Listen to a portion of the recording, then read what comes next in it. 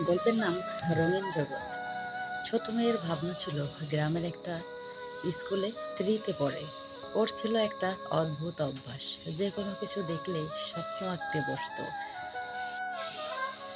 আকাশে পাখি উড়লে ভাবতো একদিন সেও পাখির মতো ডানা মেলে উড়বে।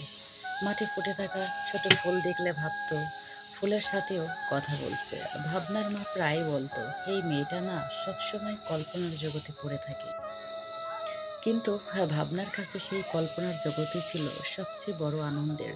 একদিন স্কুলে স্যার বললেন, আগামী সপ্তাহে তোমরা সবাই একটা করে গল্প লিখবে, কল্পনাটা দেখতে চাও।